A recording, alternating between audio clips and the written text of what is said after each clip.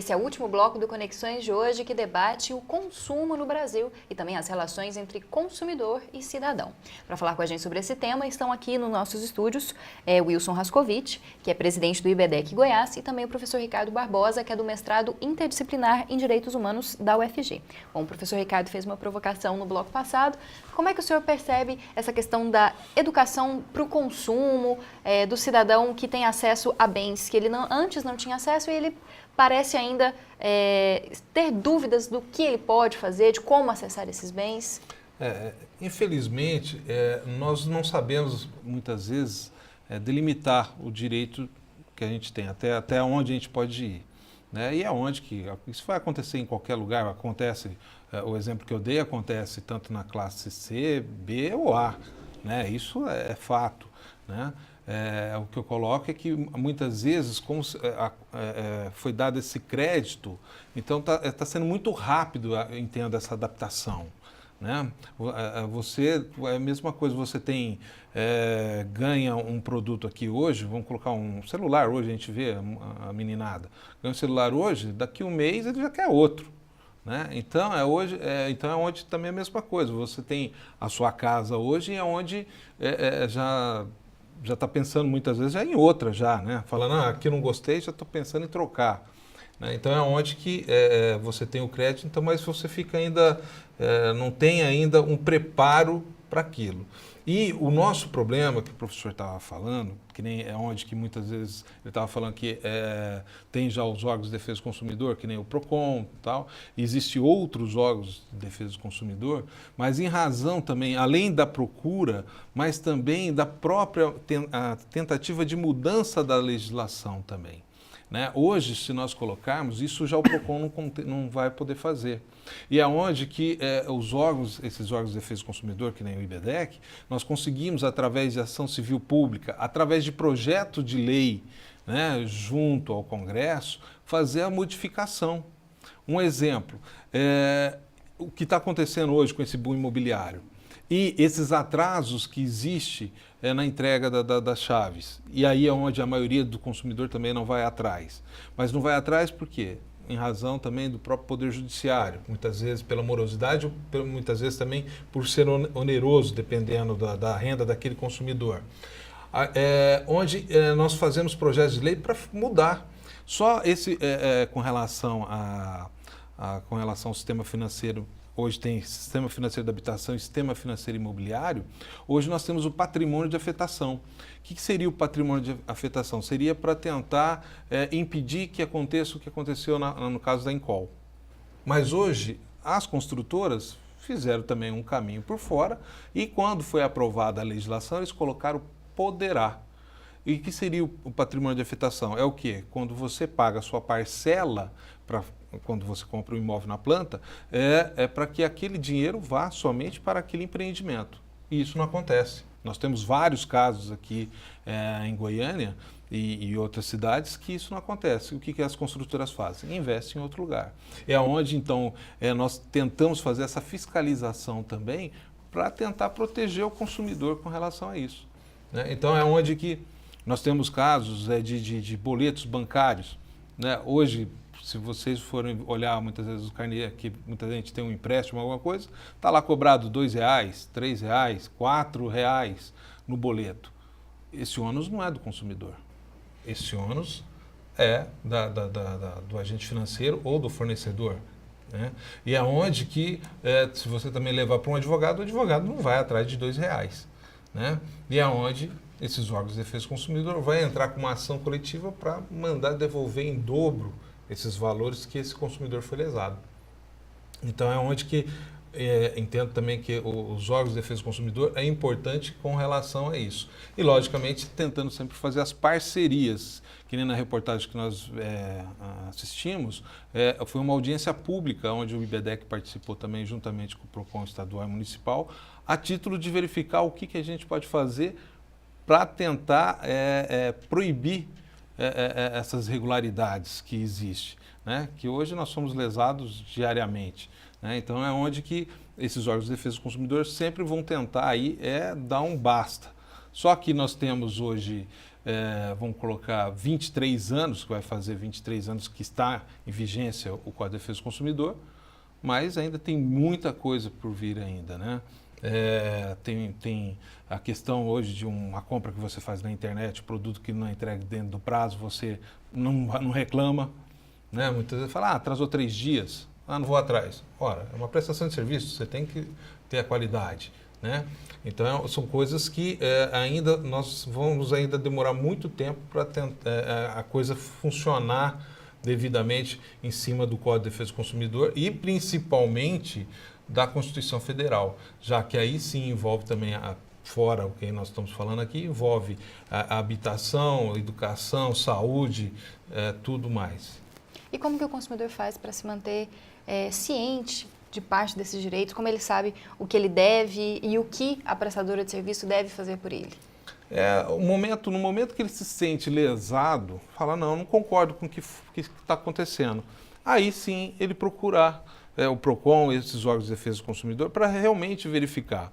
Porque hoje nós temos uma legislação que tem a obrigação do estabelecimento ter um Código de Defesa do Consumidor. Mas, tranquilamente, se você colocar 2 advogados ali para analisar um artigo, vai ter controvérsia. Ele pode entender de um jeito e outro entender do outro. E, logicamente, qualquer pessoa vai pegar o código e não vai saber o que está acontecendo ali. Né? Lógico, ele vai saber se está certo ou se está errado, se estão cobrando ou não está cobrando. Na dúvida, ele procurar se informar. Hoje nós temos a internet, que basta você colocar o assunto, você vai estar tranquilamente tendo já, muitas vezes, um exemplo daquele problema. E quando não, procurar esses órgãos de defesa do consumidor. Já que também esses atendimentos que são feitos tanto nos PROCONs como no IBDEC são gratuitos, não se cobra nada. A função desses órgãos é levar o conhecimento, o Código de Defesa do Consumidor para o consumidor, ele ter conhecimento de quais são os seus direitos. Bom, professor, uma pergunta que eu iria fazer antes, quando o senhor comentou dos rolezinhos, as pessoas têm acesso ao consumo, elas ganham mais dinheiro e querem acessar esses produtos, esses bens e serviços, produtos de marca, mas, no entanto, a gente percebe o preconceito da sociedade também em relação a essa nova classe que acessa, mas que ainda se parece com aquela, como é que eu posso dizer, com a classe que ainda é vista pejorativamente, né? São os meninos que tentam acessar os shoppings ricos de São Paulo, mas são negros, vêm da periferia, se vestem de uma forma diferente. Como é que essa relação de consumo também demonstra a sociedade brasileira enquanto uma sociedade que ainda marginaliza uma parte dela? Então, a gente não tem como, a gente não vive fora da sociedade. Não é porque a gente teve acesso, ou determinado segmento, teve acesso à universidade, através de uma política de cotas e outras políticas afirmativas, acesso ao consumo a partir de políticas de oferecimento de crédito, aumento da renda, que os outros problemas da sociedade vão desaparecer. O preconceito, o sexismo, o machismo, né? Isso, eles vão, por vezes, por vezes ficar mais visíveis, né? É isso que aconteceu em relação ao rolezinho. O mais assustador não é o rolé em si, né? Mas como os donos dos shops e a própria justiça brasileira reagiu a isso, né?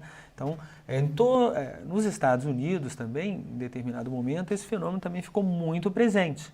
Eu lembro, mas a diferença de reação é absurda. A própria associação comercial da cidade em questão dos Estados Unidos, que teve os seus shoppings, suas áreas de consumo,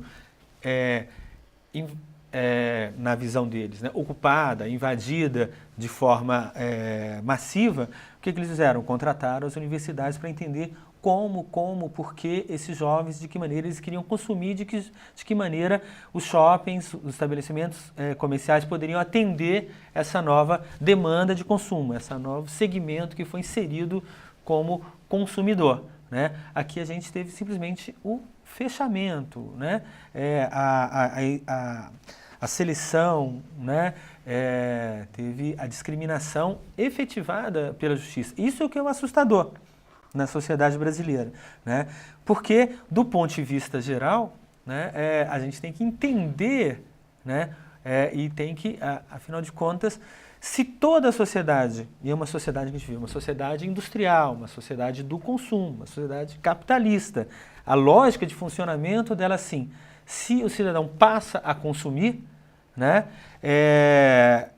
a reação, se a gente poderia dizer, do ponto de vista conceitual, a reação do próprio empresário brasileiro e da justiça brasileira foi anticonsumo, anticapitalista, anti-sociedade de mercado, né? Então foi uma né? Seria quase medieval a reação, né? Pré a lógica da própria sociedade geral de consumo. Em qualquer sociedade, se a lógica de consumo ela tivesse desligada do preconceito de classe social, do preconceito de cor, de certos estereótipos, ela teria agido de forma a como estabelecer empreendimentos comerciais que possa atender essa nova demanda não só individual, mas coletiva de ter acesso à diversão. Será que era consumo ou era diversão? O consumo não tinha sido realizado antes, será?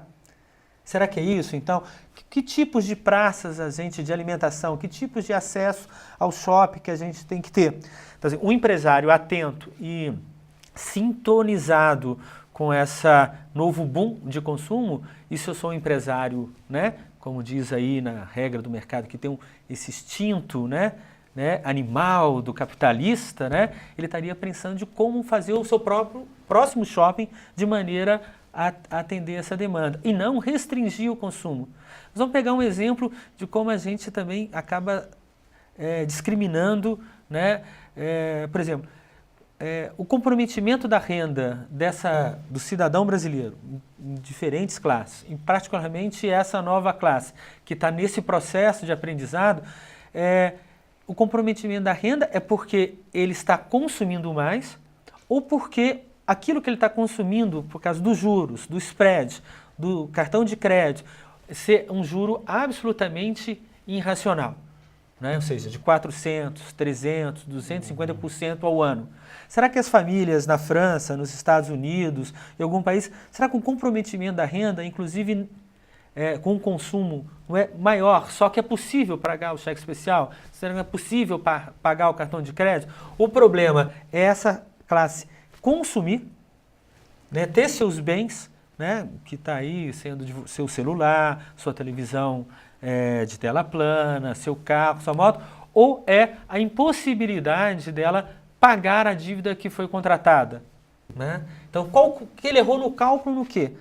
No desejo dele de ter a casa melhor equipada, ou ele errou, né, porque o spread brasileiro ele não existe em nenhum lugar no mundo, né, que tem um comprometimento às vezes da renda maior. Em alguns países, a pessoa tem um comprometimento de até 3%, a gente está falando em 30% aqui. Em alguns lugares eu tenho 2 vezes, 3 vezes o comprometimento da própria renda. Vive mesmo no cartão de crédito, vive mesmo no crédito direto ao consumidor. Mas isso é possível você, né, se organizar para levar isso durante o ano. No Brasil isso é impossível. Então a culpa é de quem? É do cidadão que está consumindo mais ou dessa lógica empresarial capitalista brasileira que várias vezes se apresenta como anticapitalista? Infelizmente, nosso tempo chegou ao fim. Queria agradecer o Wilson pela presença aqui. Muito obrigada. Eu que agradeço o convite.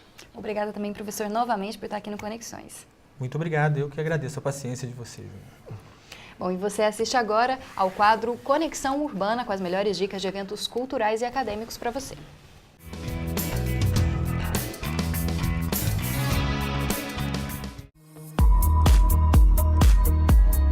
A Faculdade de Ciências Sociais realiza o 5º seminário da Rede de Educadores em Museus Goiás, entre terça e sexta-feira da próxima semana. O evento terá como tema Museu, Sociedade e Meio Ambiente, diferentes abordagens da educação e do patrimônio. Na programação estão previstas conferências, palestras, oficinas, apresentações de trabalho e reexibição de filmes do Festival Internacional de Cinema e Vídeo Ambiental, o FICA. Na próxima quarta-feira ocorre a Mesa Redonda Universidade do Século XXI. Desafios, perspectivas, gargalos e transformações. A Mesa Redonda será no auditório da Biblioteca Central da Universidade Federal de Goiás e começa às 9 horas da manhã. Em comemoração ao Dia Internacional do Combate ao Racismo, celebrado em 21 de março, a Companhia Teatral Zumbi dos Palmares traz ao Goiânia Ouro a 3ª edição do projeto Noite Negra. O evento reúne artistas, intelectuais, estudantes e militantes de movimentos sociais em uma mistura de debate e atrações culturais. A Noite Negra ocorre na quinta-feira, às 7 horas da noite. A entrada é franca. O Conexões de hoje chega ao fim. Este programa é produzido em parceria com o Laboratório de Produções Audiovisuais e Televisivas Integradas da Faculdade de Informação e Comunicação e também com a Assessoria de Comunicação da Universidade Federal de Goiás. E você também pode ser um parceiro do Conexões. É só mandar sugestões de pauta, perguntas, críticas ou até mesmo matérias prontas. Você faz isso acessando as redes sociais ou então enviando um e-mail para o programa. E você também pode assistir a todos os episódios que já foram produzidos nas 3 temporadas do Conexões no blog do programa. Eu te espero no próximo sábado, às 8h15 da noite. Os horários alternativos são no domingo e na segunda-feira, também às 8h15 da noite. Uma ótima semana para você!